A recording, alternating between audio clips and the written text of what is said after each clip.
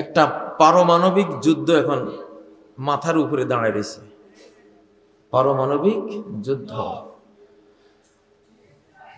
যেখানে যেখানে বেশি বিল্ডিং আছে, প্রাসাদ আছে, এগুলি একটাও থাকতো না, ধুলায় মিশে যাবে।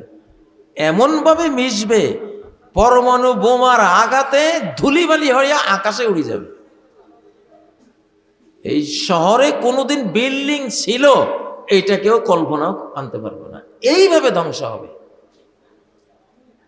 কোরআনে এটারে আল্লাহ বলছেন কাল্লাম তাওনা বিল আমস, মনে হয় যেন গতকাল এই শহরের অস্তিত্বই ছিল না।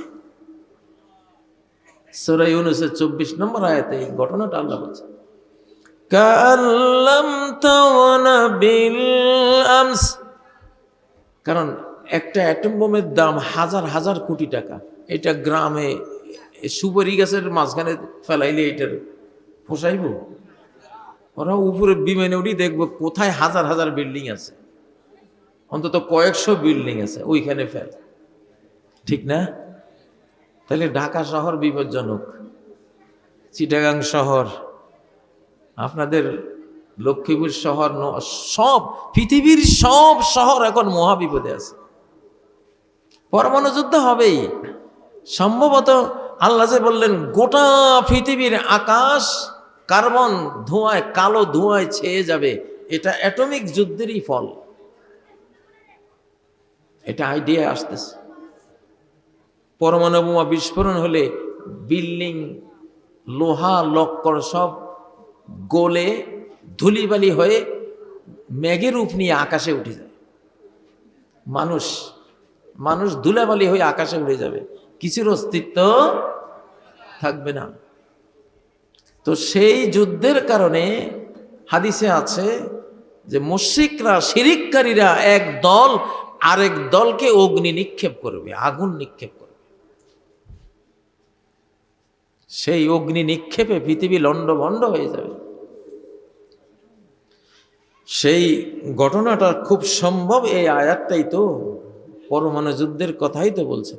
ফারতাকিব ইয়াওমা তা'তিস সামাউ বিদুখানিম মুবিন, অপেক্ষায় থাকো, যেদিন একটা দিন আসবে, একদিনের কথা বলছেন, একদিনেই অ্যাটমিক যুদ্ধ, পারমাণবিক যুদ্ধ শেষ একদিনের কয়েক মিনিটের মধ্যেই। 550 থেকে 600 কোটি মানুষ বিদায় হয়ে যাবে। কত কোটি? 600 কোটি মানুষ বিদায় হয়ে যাবে। গোটা মানব জাতির 3 ভাগের 2 ভাগ চলে যাবে। এটা হাদিসে আছে, লা ইয়াখরুজুল মাহদি হাত্তা ইউকতালা সুলুস ওয়া ইয়াবকা সুলুস ওয়া ইয়ামুতা সুলুস। ইমাম মাহদি আসার আগে 1/3 জনসংখ্যা সারা পৃথিবীর নিহত হবে, 1/3 ওই যুদ্ধের পার্শ্বপ্রতিক্রিয়া, তেজস্ক্রিয়ায় বা মহামারীতে মারা পড়বে। আর বাকি থাকবে কত? 1/3, 1 ভাগ। 3 ভাগের 1 ভাগ থাকবে, 2 ভাগ মারা পড়বে। যুদ্ধটা হবে একদিনে শেষ, বছর লাগবে না। ফারতাকিব ইয়াওমা, একদিন, আল্লাহ একটা দিনের কথা বলছে, যেই দিন আকাশ পুরোটাই অন্ধকারে ছেয়ে যাবে, সেই দিনের অপেক্ষায় থাকো। কিন্তু সেখানে একটা অলৌকিক ঘটনা ঘটবে। যার ঈমান আছে তার জ্বর আর সর্দি হবে, জুকাম, আসাবাহু মিসলু জুকাম। ঈমানের বরকত, ঈমান এতটা পরমাণু প্রতিরোধী, আযাব প্রতিরোধী, পানিশমেন্ট প্রটেক্টর, মানে আল্লাহর আযাব প্রতিরোধী একটা সিস্টেম হলো মানুষের ঈমান, ঈমানদারের ঈমান। যার ঈমান আছে, গোটা মহাকাশ পারমাণবিক কালো ধোঁয়ায়, কার্বনে ছেয়ে গেলে ঈমানদারদের হবে সর্দি, একটু জ্বর, আর বেঈমানদের মুখ দিয়ে ঢুইকা সারা শরীর ফুইলা, চোখ টোক তেজস্ক্রিয়তা শেষ হইয়া মারা পড়ব। আর যেগুলি বাঁচবে হাবা গোবা পঙ্গু হইয়া। বেঈমানদের অবস্থা এই। তো সেই দিনটা কিন্তু দূরে নাই। এই জন্য আমাদের এই যুগে, এখন কইলে তো আপনারা শুনতেন না, এই যুগে বিল্ডিং বানাইতে হবে মাটির নিচে। কোথায় কোথায়? তো এটা একটা আযাব আসতেছে। হয়তো আমি বলতেছি, বলতে বলতে দেখবেন 2026-এ ঘটে গেছে। হইতে পারে। আল্লাহ আমাদের রক্ষা করুন। চীন তাইওয়ান থেকে শুরু হইতে পারে, দক্ষিণ কোরিয়া উত্তর কোরিয়া থেকে শুরু হইতে পারে, ইরান ইসরায়েল থেকে শুরু হইতে পারে, ভারত পাকিস্তান থেকেও শুরু হইতে পারে। فارتقب يوم تأتي السماء بدخان مبين। এই দুখানে মুবিন, খুল্লম খোলা কালো ধোঁয়ার অপেক্ষায় থাকো। ওই বছর কোনো ফসল হবে না, ওই বছর কোনো ফসল হবে না, সূর্যের আলো হীনতার কারণে, তেজস্ক্রিয়তার কারণে। এই জন্য এখন টাউন নির্ভর ওই টাকা রুজি করার ব্যবস্থার চেয়ে গ্রামে জায়গা জমি থাকলে এগুলি আবাদ করা দরকার, পুকুরে মাছ চাষ করা দরকার, গাছগাছালি লাগানো দরকার। এগুলি আগামী দিনের অর্থনীতি হবে ইনশাআল্লাহ। আচ্ছা, ওই যখন 40 দিনের ধোঁয়া আকাশ ছেয়ে ফেলবে, তখন দুনিয়ার সব বেঈমানরা কি বলবে, মানুষের কি অবস্থা হবে? আল্লাহ বলছেন সমগ্র মানব জাতিকে এটা ঢেকে ফেলবে, কেউ বাঁচবে না ওই ধোঁয়া থেকে, গোটা আকাশ ছেয়ে যাবে। হাযা আযাবুন আলীম, এটা বড় যন্ত্রণাদায়ক আযাব কাফেরের জন্য। কার জন্য? বেঈমানের জন্য, মুনাফিকের জন্য, ইহুদি নাসারা বৌদ্ধ ইত্যাদি এইসব জাতির জন্য এটা বড় আযাব, এটা আসতেছে। আচ্ছা, এগুলি আল্লাহ তাআলা এমন সিস্টেম করবে, মানুষ নিজের বানানো অস্ত্রপাতি এগুলি ফেলাই দিবে। তো আল্লাহর আযাবের সামনে পড়ে নিজের গুলি ফেলাই দিবে। ইমাম মাহদী যুদ্ধ করবেন তীর দিয়া, তলোয়ার দিয়া, বল্লম দিয়া, ঢাল, ঘোড়া, উট ইত্যাদি দিয়া। সেই যুগ আপনারা দেখবেন ইনশাআল্লাহ, ইনশাআল্লাহ। অতএব আমাদের এই যুগে এখন কোরআন ছাড়া বাঁচার কোনো উপায় নেই। যারা হাজার গুনাহ করেও বলে আমরা কি দোষ করলাম, আমরা কি দোষ করলাম, হালাল হারামের বাঁচ বিচার করার মতো কোনো ক্ষমতা যাদের অন্তরে বাকি নাই। টাকা হইলেই সে মনে করে হালাল। এটা কি চুরির, এটা কি ডাকাতির, এটা কি কোনো জবরদখল করার কোনো বাঁচ বিচার নেই। আছে না আমাদের সমাজে এরকম? মুসলমান সমাজেই তো এরকম আছে না নাই? আছে না নাই? নারী হইলেই তার জন্য সে মনে করে হালাল, তার গার্লফ্রেন্ড বানাইয়া বা যেই কোনো ভাবে স্ত্রী ছাড়া স্ত্রী না বানিয়ে বৈধ মনে করে সারা বিশ্ব। এখন শুধু বাংলাদেশ না, সারা বিশ্ব এখন নারী জাতিকে বৈধ মনে করে, ঠিক না? অথচ নারী জাতি হলো চিরস্থায়ী হারাম, ইল্লা বিন নিকাহে, বিবাহ ছাড়া। বিবাহ ছাড়া নারী জাতি চিরস্থায়ী হারাম জিনিস। আল্লাহ তাআলা প্রচন্ড ঘৃণা করেন যারা একজন নারীকে বিবাহ ছাড়া নিজের সাথী বানায়। এগুলি সাফ করে ফেলবে। যেগুলি মনে করে যে মহিলা হইলে আমার জন্য বৈধ, স্ত্রী নাকি অস্ত্রী কোনো বাঁচ বিচার নাই, এই শ্রেণীটা পৃথিবীতে বাঁচবে না। আকাশ থেকে টার্গেট করে করে মারিয়ে দেবে আল্লাহ। যারা টাকা পাইলেই মনে করে যে আমার জন্য বৈধ, বাস খাইয়ে ফেলাও, এগুলি বাঁচবে না। আর গৃহস্থের আলুর বস্তার মধ্যে যখন কিছু আলু পচে যায়, তখন গৃহস্থরা এটা বুঝে যে এই পচা আলু সরাই না ফেললে আমার ভালো আলুগুলি কি নষ্ট হয়ে যাবে, পচে যাবে। তখন তাড়াতাড়ি বস্তা ঢাইলা বালুগুলিরে আলাদা করে পচাগুলি ফেলাই দেয়। আল্লাহ এখন এই কাজটা করবেন, এই এক্সাম্পলটাই দেখবেন একেবারে বাস্তবে। অতএব এখন আর খারাপ থাকার কোনো সুযোগ নাই। সারা পৃথিবীর মানব জাতির 3/2 প্রায় 600 কোটি এখন এই পর্যায়ে চলে গেছে, এরকম মনে করে কিনা? ছেলে ছেলেকে বিয়ে করে, আইন পাশ করে নিছে, মেয়ে মেয়েকে বিয়ে করে, আইন পাশ করে নিছে। এগুলি একটাও আল্লাহ রাখবে না, কারণ আল্লাহ তাআলা ইমাম মাহদির হাতে পৃথিবীটাকে পবিত্র করবেন, গোসল দেওয়াবেন, মানব জাতিকে পাক সাফ করাবেন, পাক পবিত্র করাবেন। ঠিক না বে ঠিক? আল্লাহ তাআলা এসব নাপাক চরিত্র, নাপাক চিন্তা চেতনা নিয়ে যারা এখন পৃথিবীতে আসছে, এদেরকে আল্লাহ রাখবে না, কারণ এরা থাকলে বাকি বংশও কি হয়ে যাবে।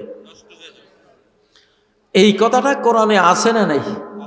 কোথায় আছে? সূরা নূহের মধ্যে, যেখানে হযরত নূহ দোয়া করেছেন, আল্লাহ একটাকেও ছাড় দিয়েন না, এই বেঈমানরা আর একটা ঈমান আনবে না আপনি জানাইছেন, অতএব এগুলি রাখার দরকার নাই, সব বিদায় করে দেন। লা তাযার আলাল আরদি মিনাল কাফিরিনা দাইয়ারা। এই গোটা পৃথিবীতে একটা বিচরণশীল হাঁটা চলা করতে পারে এরকম একটা বেঈমানও আল্লাহ আপনি আর থইয়েন না, রাখেন না। এরপরে আসল কথাটা কইছেন, রাখলে কি হবে? ইন্নাকা ইনতাযারহুম ইউদিল্লু ইবাদাক, যদি আপনি রেখে দেন এদের কাউকে, তার কাজ হবে আপনার বাকি ভালো বান্দাবান্দিগুলিরে নষ্ট করে ফেলে। পচা আলু, কি আলু? পচা আলু আসেনি এখানে দুই একটা? আমি কিন্তু 10 নম্বর মহাবিপদ সংকেত জানাই গেলাম, ময়ূর না। এইরকম পচা আলু প্রত্যেকের নামে নামে আকাশে পাথর অ্যালট হয়ে গেছে, বরাদ্দ হয়ে গেছে, শেষ জামানায় নামবে এগুলি। যেমন কওমে লূত আলাইহিস সালামের জাতির মধ্যে যতগুলি অপরাধী ছিল, প্রত্যেকের নামে একটা পাথর আকাশে বরাদ্দ করে এমন ভাবে মেরেছে আল্লাহ তাআলা, যার নামে যেই পাথর বরাদ্দ সেই পাথর ডাইরেক্ট তার মাথায় এসে পড়ে, তারে দুনিয়া থেকে বিদায় করে দিয়েছে। কম্পিউটারাইজড স্টোন একবারে। আরে মিয়া, কম্পিউটার তুমি বানাইছো, আল্লাহর গোটা মহাবিশ্বটাই কম্পিউটারের চেয়েও সুপার কম্পিউটারের নিয়ন্ত্রণের চেয়েও আরো মারাত্মক নিয়ন্ত্রণ।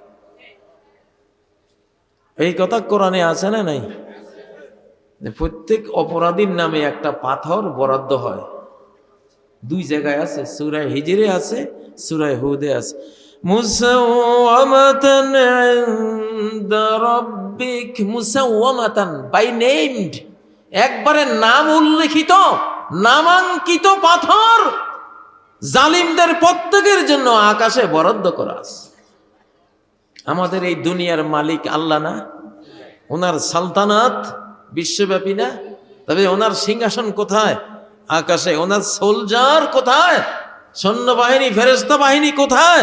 আকাশে। ওনার অস্ত্র ভান্ডার কোথায়? আকাশে। সূরা হুদে আল্লাহ বলছেন, মুসাওয়ামাতান ইনদা রাব্বিক, তোমার রবের কাছে নামে নামে লেখা আছে পাথর, ওখান থেকে ছুটবে চোখের পলকে এসে মেরে দিবে। যেরকম লূত আলাইহিস সালামের একটা লোক বেঁচে ছিল পাথর থেকে, তার নাম আবু রেগাল।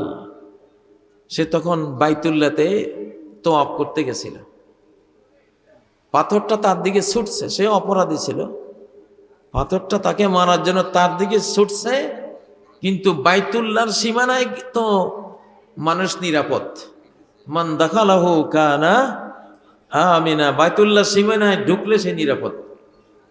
ফেরেশতারা ওই পাথরকে রুখে দিছে যে পাথর তুমি থামো, যেহেতু এটা বাইতুল্লাহর রেঞ্জে ঢুকছে, এখন এখানে তো মারা যাবে না, আল্লাহর নিষেধ। কার নিষেধ?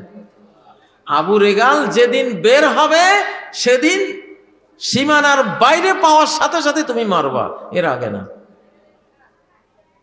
40 দিন পরে সে বের হয়েছে, বের হওয়ার সাথে সাথে আকাশ থেকে ওই পাথর এসে তার মাথা গড়িয়ে তারা শেষ করে দিয়েছে।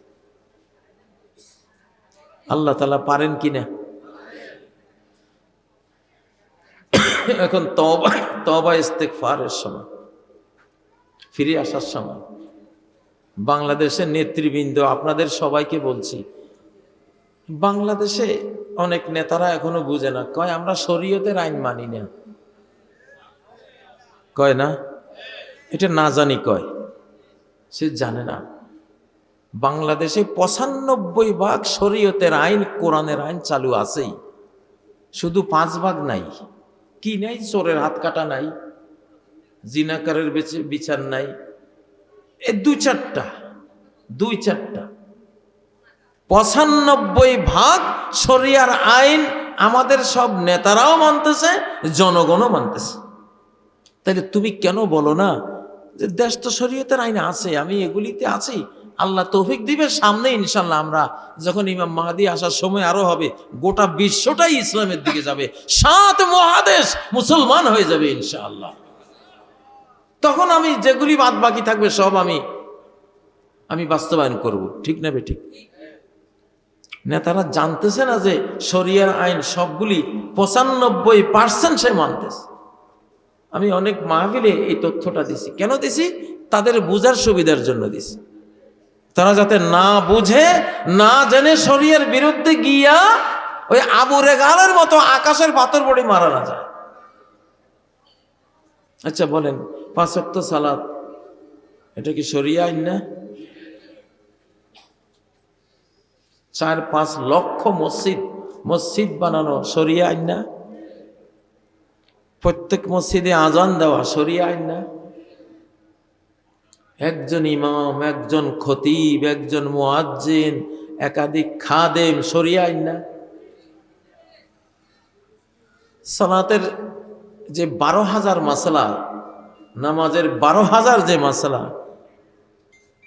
এই মাসলাগুলির মধ্যে একটাও কি আমেরিকান মাসলা আছে নাকি ব্রিটিশ মাসলা আছে? 12,000 মাসলার প্রত্যেকটা মাসলা শরিয়া না? শরিয়া আইন না? আচ্ছা, তাহলে এই দেশে যে নামাজ প্রতিষ্ঠিত আছে, এইটা তো শরিয়া আইন আছে এই দেশে। যাকাত আছে না নাই? দান সদকা আছে না নাই? দান সদকার শত শত মাসালা, প্রত্যেকটা মাসালা শরিয়ার আইন নাকি শরিয়ার আইনের বাইরে? সামনে যে রমজান আসতেছে, রমজান শরীফ আসতেছে, এখানে সিয়াম পালন করব, রোজা পালন করব, এটা কি কোরআনে আছে না নাই? কুতিবা আলাইকুমুস সিয়াম, তোমাদের উপরে সিয়াম ফরজ, ঠিক না? সাহারি শরিয়ার আইনের বাইরে? ইফতার শরিয়া আইনের বাইরে? তারাবি কি শরিয়া আইনের বাইরে? রমজান, তারাবি, ইফতার, সাহারি নিয়ে শত শত মাসালা, প্রত্যেকটা মশালা শরিয়ার আইন নাকি শরিয়ার বাইরের আইন? এরপরে হজ উমরা ধরেন, হজ উমরা করতে গেলে কত মাসালা আমাদের জানতে হয়, শিখতে হয়, ঠিক না? এগুলি সব শরিয়ার আইন নাকি শরিয়া আইনের বাইরে? যে নেতা বলছে যে আমি শরিয়া আইন মানি না, তোমার মা বাবার যে বিয়ে হয়েছে সেই বিয়েটা কি শরিয়া আইন নাকি শরিয়ার বাইরে? তুমি না মানলে তো তোমার তো জন্মই তোমার সমস্যা হয়ে যাবে। জন্ম ঠিক না থাকলে যে কথাটা কয় সেটা তো কইলাম না, সবাই তো বুঝতেছে কি হইব, ঠিক না বেঠিক? ঠিক না বেঠিক? তোমার মায়ের যে তোমার বাবাই মোহরানা দিছে, এখনো যে সব স্বামীরা মোহরানা দেয়, শরিয়ার আইন কিনা? সূরা নিসা 4 নম্বর আয়াতে আছে না নাই? ওয়াতুন নিসা সাদুকাতিহিন্না নিহলা, সব নারীদেরকে, স্ত্রীদেরকে মনের মাধুরী মিশিয়ে তাদের মোহরানাটা দিয়া দাও, আছে না নাই? আচ্ছা, যে নেতা কইছে আমি শরিয়ার আইন মানি না, সে নেতা খায় কিনা? পানি পান করে কিনা? তো খাদ্য খাওয়া, পানি পান করা এটা তো ফরজ, কারণ এইটা না খাইয়ে তুমি মরলে আত্মহত্যার মহাপাপ হবে এবং তুমি জাহান্নামে যাইবা। তো তুমি যা খাইছো দুনিয়ার শুরু থেকে, মায়ের দুধ থেকে শুরু করে আজ পর্যন্ত যা খাইছো তুমি, প্রত্যেকটা শরীয়তের আইনে আছে না নাই? ওয়াকুলু ওয়াশরাবু, তোমরা খাও, তোমরা পান করো।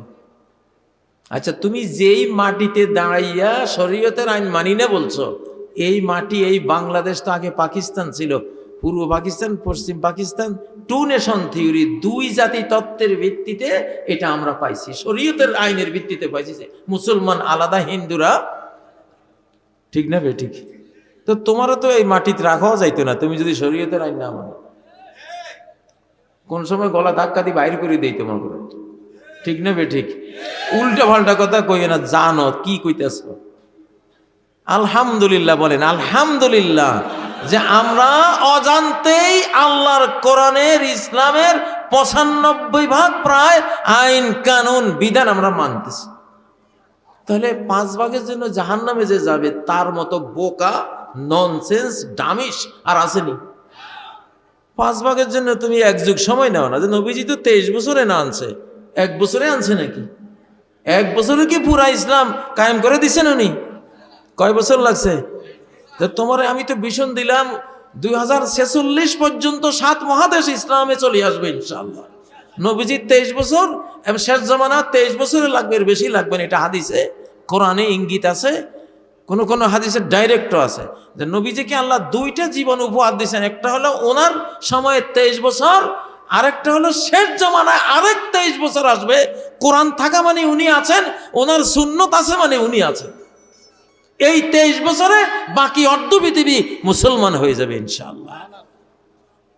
তাহলে তুমি জীবনে একথা বলো না যে আমি শরীয়ত মানি না, তুমি নাদান। কি এই জাতীয় করে আল্লাহ কইছে কামাসালিল হিমার,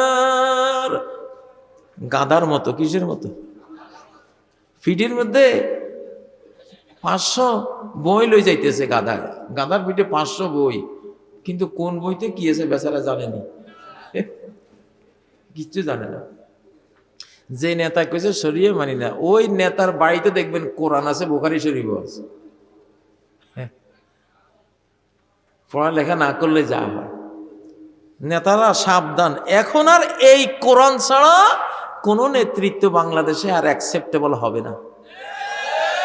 সামনে প্রেসিডেন্ট পদে দাঁড়াইলে মানুষ জিজ্ঞাসা করবে আপনি হাফেজ হয়েছেন? প্রধানমন্ত্রী হাফেজ হন আগে। তো এবার দোকান হাফেজ না, তুরস্করে কোথা থেকে কোথায় নিছে আল্লাহ তার ছেলে, কোরআনের বরকত। কিসের বরকত? তারপরে এক বুড়া খমিনি, ৮৫ বছরের খমিনি কি করতেছে, গোটা পৃথিবীর বুকে মুসলমানদের মান সম্মান আকাশে তুলে দিচ্ছে, ঠিক না? বরকতটা কোথায়? কোরআনওয়ালা। কি? কোরআনওয়ালা। ভাইয়েরা, কোরআনের যুগ শুরু হয়েছে, কোরআনের বাইরে এখন আর কিছু করতে পারবেন না। সব নেতারা সাবধান হয়ে যান, কোরআনের বিরুদ্ধে কেউ যাবেন না, কেউ কথা বলবেন না। রংপুরের ডিসি বলেছেন ইমাম যদি মসজিদে হাঁ ভোটের কথা বলে তবে কেউ বাধা দিতে পারবে না, বরং উৎসাহ দিবে। এ ব্যাপারে কিছু বলুন। ফাইন, মাশাআল্লাহ, ডিসি সাহেবকে ধন্যবাদ।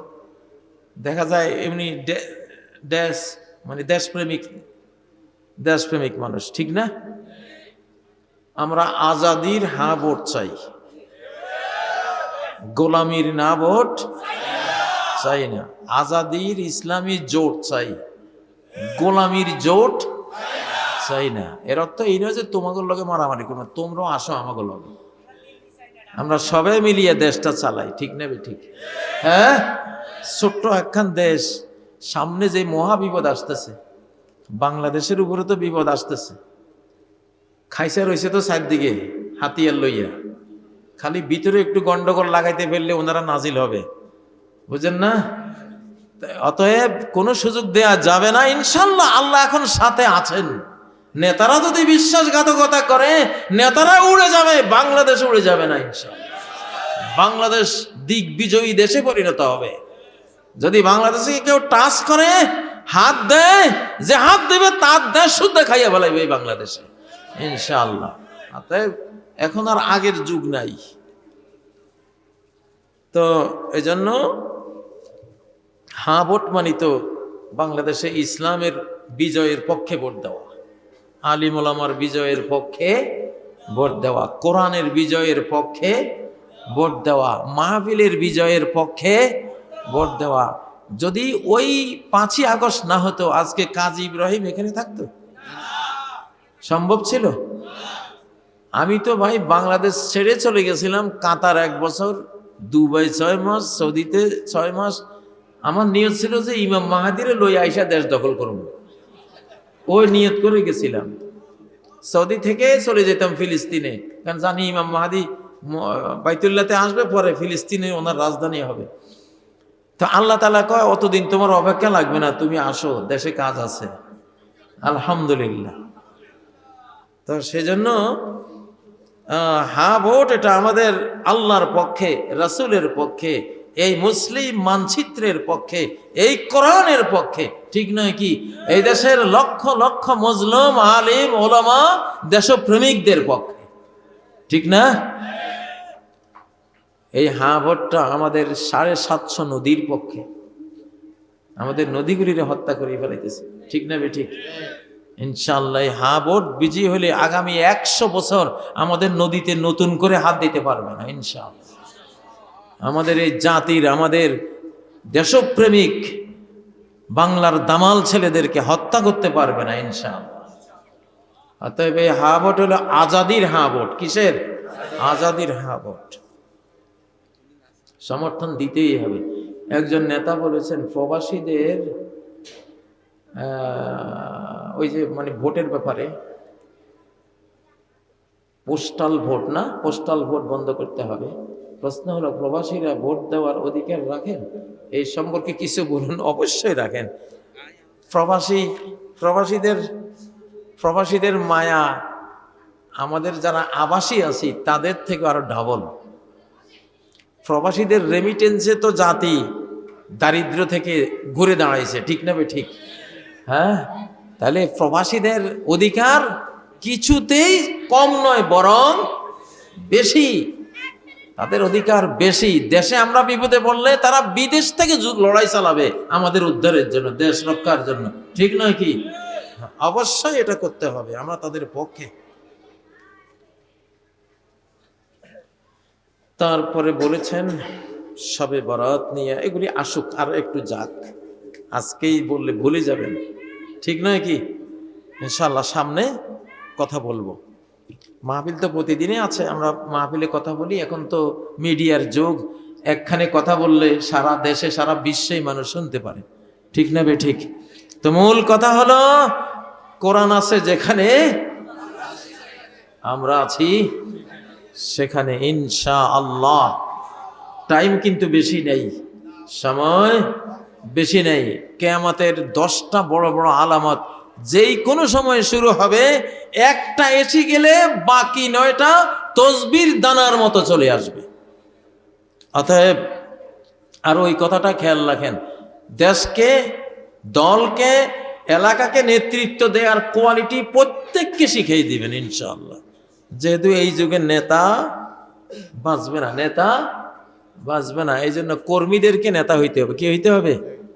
নেতা হইতে হবে ইনশাআল্লাহ। এটা আমাদের জাতীয় পর্যায়েও বললাম, আর গণপর্যায়েও বললাম, বৈশ্বিক পর্যায়েও এটাই আসতেছে সামনে। তো আল্লাহ তাআলা আমাদেরকে শেষ জমানার যে ইনফরমেশনগুলো আমরা সংক্ষেপে আলোচনা করেছি, আল্লাহ তাআলা এগুলো মনে রাখার তৌফিক দান করুন। আল্লাহ তাআলা এই মাদ্রাসাকে কবুল করুন।